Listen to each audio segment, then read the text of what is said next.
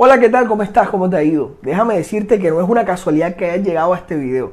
Te voy a explicar en 5 o 6 minutos cuál es el verdadero sentido y significado de que Jesús naciera. Sí, vamos a hablar acerca de la Navidad. Así que quédate en estos minutos y te voy a explicar cuál es su verdadero significado. Quédate.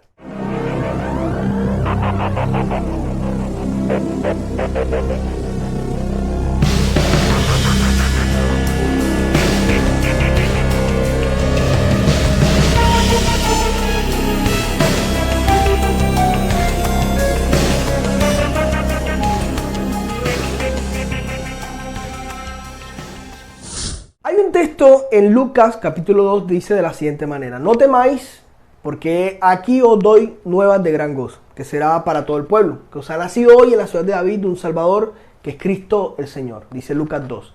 Esta es exactamente un mensaje de, digamos, de los ángeles hacia los pastores de Belén.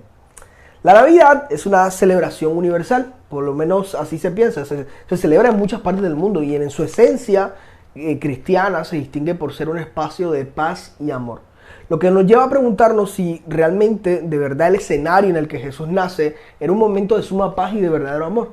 Porque parece ser que esas tensiones que se vivían en los pueblos circunvecinos de aquella región no solo eran bastante caóticas para la pareja que buscaba un lugar a donde dar el nacimiento a su pequeño bebé, sino que era para todos los que sufrían esa colonización romana. Dentro del caos militar, algunos buscaban formas de sobrevivir frente a la situación que, digamos, que era desalentadora en aquel entonces, en donde los más golpeados siempre eran los pobres, los oprimidos, los débiles, la gente que estaba por debajo de esa escala social piramidal, que en este caso estarían representados en este texto en los pastores de Belén, ¿cierto? En los pastores de Belén, los que cuidaban las ovejas.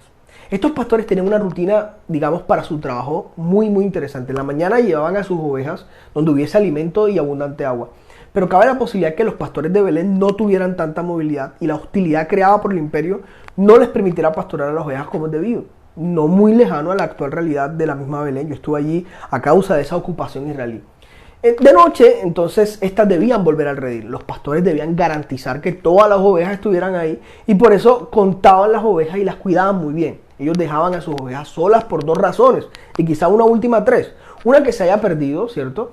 2, que digamos, para defenderlas de animales salvajes, y quizás sea el motivo por andar con una vara y una honda. Pero sí, ninguna de las anteriores situaciones se daba. El pastor solo se sentaba en la puerta del redil hasta que otra persona pudiera cuidar las ovejas y de esa forma las protegía. Entonces así los pastores del texto vigilaban a sus ovejas que estaban dentro del redil. Pero había una tercera situación que podía sacar al pastor del cuidado de las ovejas, y era la noticia de un nuevo miembro, el nacimiento de un cordero, de una oveja, un recién nacido. Era la representación puntual de una buena noticia para los pastores. Ahora, en este orden de ideas, este es el escenario en que se da el anuncio del nacimiento de Jesús. El evangelista Lucas intenta persuadir sobre la importancia del nacimiento de Jesús como buena noticia para los pobres de la vieja Palestina. Era un símil de la alegría, de la paz, ¿cierto? Y el bien que le causaba a un pastor el saber que tenía un nuevo cordero. Para Lucas, esta debía ser la sensación que causaba el nacimiento de Jesús, el nuevo cordero de los excluidos de aquel entonces. Lucas se dirige a una comunidad en crisis, una que observaba el ascenso de los poderosos y la humillación que vivían los marginados. Es por aquella razón que su propuesta es un tanto subversiva. Muestra que el nacimiento de Jesús es una confrontación al poder imperante. El autor coloca en palabras de María, en este caso, en Lucas 1, ¿cierto?, un cuestionamiento al poder político de ese entonces.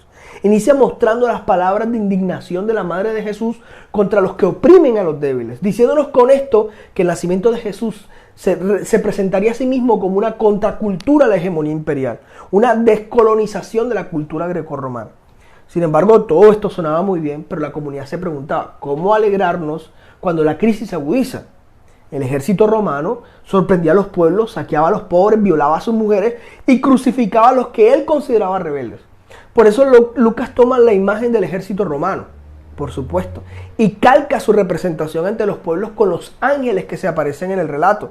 Es una forma de controvertir al imperio, al tiempo que daba a los cristianos una seguridad, diciendo que nosotros también teníamos nuestro propio ejército, pero el nuestro se distingue porque trae verdadera paz, nos da verdadero shalom, no como el ejército imperial. que infunde miedo, terror, desastre. No, Jesús no viene solo. Nuestro Salvador, aunque niño, tiene el respaldo del ejército de salvación que vela por la paz, la alegría y el bien de los pueblos. Nuestro Soter, nuestro Salvador, está capacitado para enfrentar al ejército opresor. Nuestro ejército trae a Dios mismo, su gloria, para salvarnos. De hecho, la palabra doxa, que es la palabra griega para gloria, es precisamente el mensaje de los ángeles, el cual para la cultura griega significaba 3 cosas: salvación, poder y honor. Así que la gloria que había descendido lo había hecho con el fin de salvar a los pobres y devolverles el poder, pero sobre todo la dignidad. Si alguien nos dice que Dios está en un lugar, pero no se salva a los más necesitados de su necesidad, el poder no recae sobre el pueblo y los excluidos no recuperan su dignidad, posiblemente Dios no ha manifestado su gloria ahí. Dios no ha estado ahí. Esas especificaciones las inducimos, de hecho, detrás de ese relato lucano.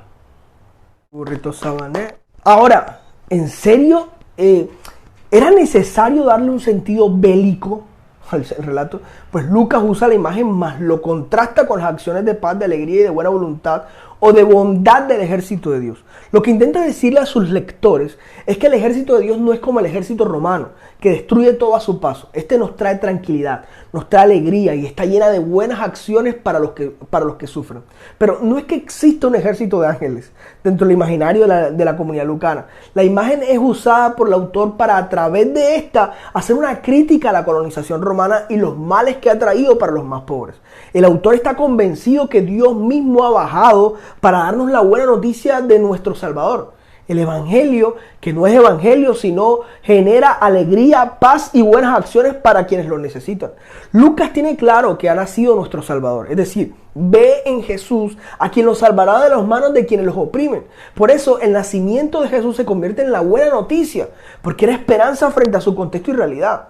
Está claro que la Navidad, el nacimiento de Jesús, es alegría y no temor, es paz y no guerra, y sobre todo es hacer el bien para quienes han recibido mal. Entonces, compartir el evangelio, las buenas noticias, evangelizar, debe ser eso: alegría para quienes lloran, tranquilidad y plenitud para quienes temen, y buenos actos para con todos y todas. Si no, eso no es evangelio. Dios mismo había prometido salvarlos, por eso Lucas presenta la Navidad como una promesa de Dios que ahora cumple con Jesús. La buena noticia es que Dios cumple lo que promete, salvación. Pero un momento, ¿quién nacería? Cristo el Señor, es decir, el César. Otra confrontación al Imperio Romano, afirmando que no reconocerían a otro Señor, a otro César que no sea Jesús. Jesús es el verdadero César, el verdadero Señor y Salvador, el único merecedor de adoración, pues en ese entonces el imperio castigaba a quienes no adorasen al emperador romano. El culto al emperador era impuesto a todo territorio conquistado. Quien se opusiera era merecedor del castigo hasta la muerte por sedición. Lucas, en forma subversiva, dice: Jesús es el verdadero Salvador y Señor, no el de Roma. ¿Sí? El evangelio es políticamente subversivo y religiosamente controversial. Perspectivas a la fe.